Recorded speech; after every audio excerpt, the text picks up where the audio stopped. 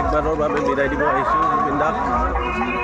বহুত বেয়া লাগি আছে, উপায় নাই, নিয়তিৰ খেল। আহিছোঁ যেতিয়াতো যাবই লাগিব। আমি একো কৰিব পৰা নাই, কিন্তু জুবিন দাই যিখিনি কৰি গৈছে অসমৰ কাৰণে বহুত। আৰু আশা কৰোঁ আকৌ এজন দ্বিতীয় জুবিন দা নোলাওক, কাৰণ কিয় তেওঁৰ ভালপোৱা মৰমখিনি যেন বেলেগক দিব নোৱাৰোঁ।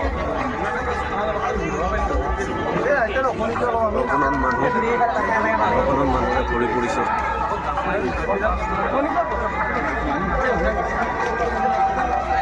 চাওক, যোনখন খেলত ক্ৰিয়া হয় আজি, সেইখন ফিল্ডত জুবিন দাক সৎকাৰ কৰিব।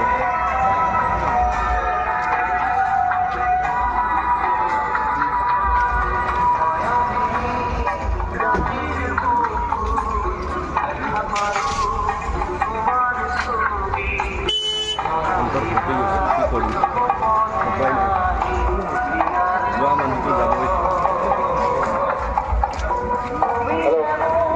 ভগৱানক প্ৰাৰ্থনা কৰোঁ তেওঁ সুখত থাকক। মানুহসকলে কোটি কোটি জন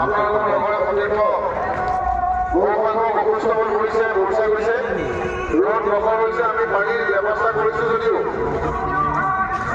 পানীৰ ব্যৱস্থা বাহিৰত কৰা হৈছে। আপোনালোকে পানীৰ ব্যৱস্থা বাহিৰত কৰা হৈছে। আপোনালোকে লাইনত আহিলে আমি পানী দিয়াৰ ব্যৱস্থা কৰিম। আপোনালোকে লাইন কৰিলে আমি পানী দিম।